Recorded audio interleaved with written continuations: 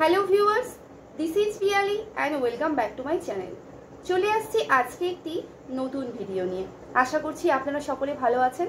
আমি আজকে একটি কিন্তু রিকোয়েস্টেড ডেমো ক্লাস নিয়ে আসছি। এখানে কিন্তু অনেকেই কমেন্ট করেছিলেন যে দিদি জেন্ডারের ওপর, অর্থাৎ বাচ্চাদের যে গ্রামারের টপিক জেন্ডার, সেখান থেকে ভিডিও দিন। তো আজকে আমি জেন্ডারের ওপর ডেমো ক্লাস দেব। এছাড়াও জেন্ডার থেকে কি কি কোয়েশ্চেন ইন্টারভিউয়ার্সরা ধরেন, এবং আমাকেও কিন্তু জেন্ডার থেকে 3টি প্রশ্ন করা হয়েছিল। তাই জেন্ডার একটি ভীষণ গুরুত্বপূর্ণ টপিক, সবই আলোচনা করব, তবে ডেমো ক্লাসের পরে। সঙ্গে থাকুন। গুড মর্নিং স্টুডেন্টস, কেমন আছো সকলে? আমি ভীষণ ভালো আছি। আচ্ছা, আগের দিন আমি তোমাদের উইংস বইয়ের নাম্বার টপিকটা নিয়ে আলোচনা করছিলাম, তাই তো?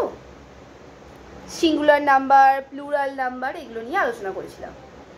আজকে আমি তোমাদের উইংসের জেন্ডার টপিকটা নিয়ে আলোচনা করব। আচ্ছা, বাংলায় আমরা লিঙ্গ পড়েছিলাম, তাই তো? সেটাই ইংরেজিতে কি বলে? জেন্ডার বলে। অর্থাৎ যে নাউন বা প্রোনাউনের দ্বারা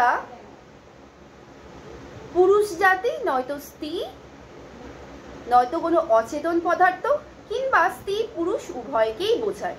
আবারও বলছি, অর্থাৎ কোনো নাউন বা প্রোনাউন সেটা ছেলে নাকি মেয়ে, নাকি অচেতন পদার্থ, নাকি সেটা ছেলে ও মেয়ে উভয়কেই বোঝায়, সেটা আমরা কিসের মাধ্যমে জানবো?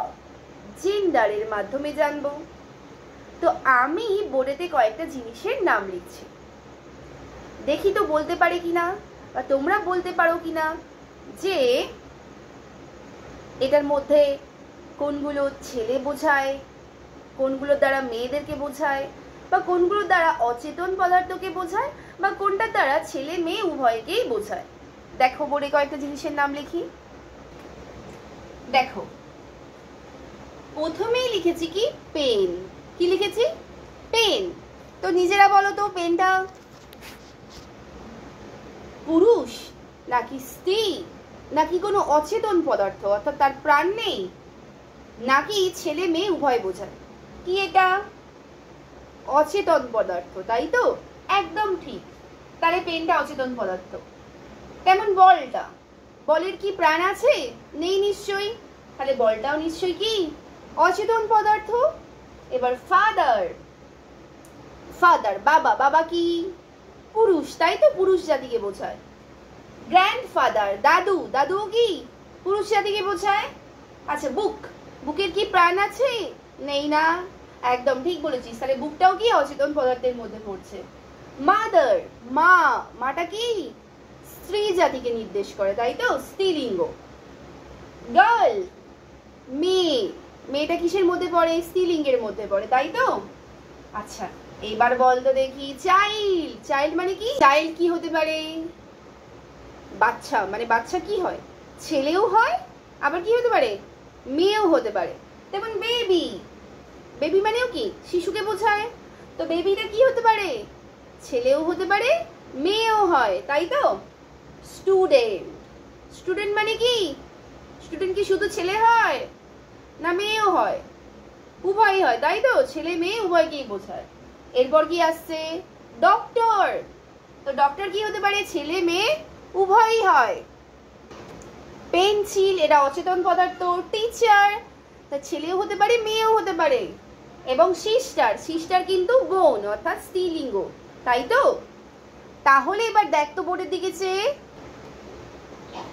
দেখ, জেন্ডার কয় প্রকার? তাহলে জেন্ডার 4 প্রকার।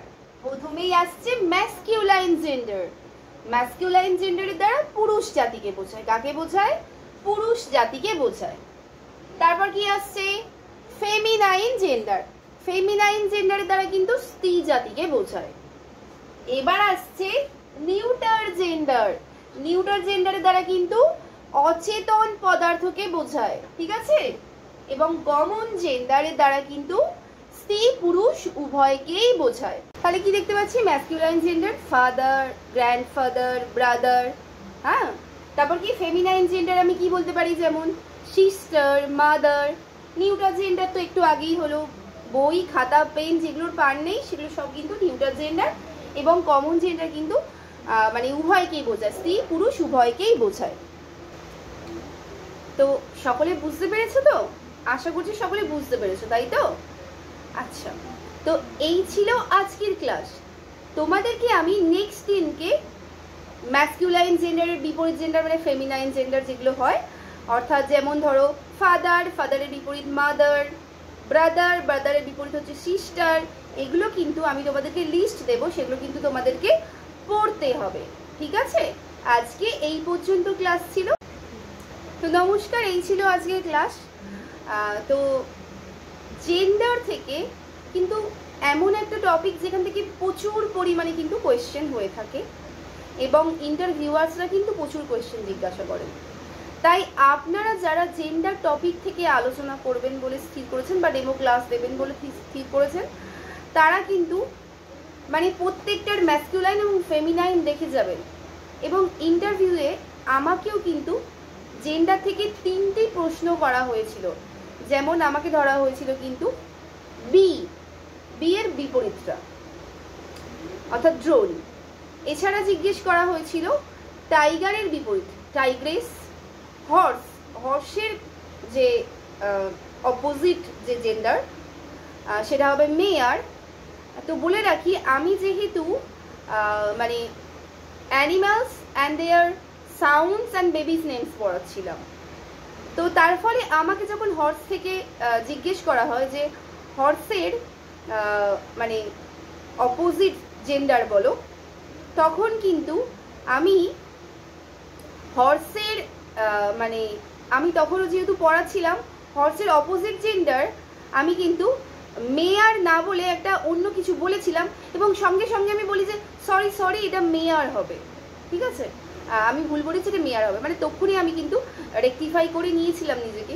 তো আপনারা কিন্তু সঙ্গে সঙ্গে মানে একদম যখনই জেন্ডার টপিকটার উপর আলোচনা করবেন বলে বা টপিকটার উপর ডেমো দেবেন বলে স্থির করেছেন, তখন কিন্তু আপনারা ভালো করে এই ম্যাসকিউলাইন এবং ফেমিনাইন দেখে যাবেন।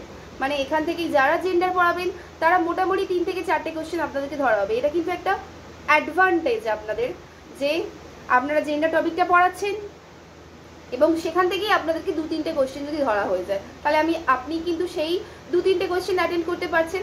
তাই যারা জেন্ডার চুজ করবেন তারা কিন্তু অবশ্যই এই ম্যাসকুলাইন এবং ফেমিনাইন জেন্ডারগুলো দেখে যাবেন। যেমন ডগের বিপরীত হচ্ছে বিচ। ঠিক আছে, তো বুল, কাউ, মানে এইভাবে সবগুলো দেখে যাবেন। ঠিক আছে, বা মিল্কম্যান, মিল্কমেড, এই যে লিস্টগুলো আছে এই লিস্টগুলো কিন্তু অবশ্যই দেখে যাবেন। ঠিক আছে, কারণ এখান থেকে কোশ্চেন ধরা হয়। তো এই ছিল আজকের ক্লাসটি ভালো লেগে থাকলে অবশ্যই লাইক, শেয়ার, কমেন্ট এবং সাবস্ক্রাইব করতে ভুলবেন না। এবং আরও কোন কোন টপিকের ওপর আপনারা ডেমো চান তাহলে কমেন্ট সেকশনে জানাবেন। ততক্ষণ পর্যন্ত ভালো থাকুন, সুস্থ থাকুন, নমস্কার।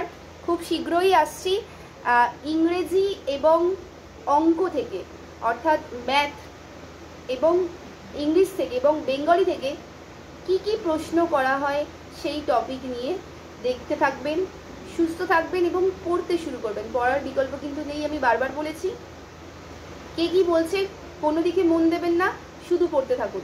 আর একটা কথা বলে রাখি যে 2022-এর জন্য একটা ভীষণ তো গুড নিউজ, তারা এই সফলতাটা অর্জন করতে পেরেছে যে 5ম শ্রেণী ইনক্লুড করছে। তো তার ফলে আপনারা পড়তে থাকুন, এগিয়ে যেতে থাকুন, সফলতা ডেফিনেটলি আসবে। সবই করবেন, পড়াশোনাটাও কিন্তু চালাবেন। নমস্কার, সুস্থ থাকবেন সকলে।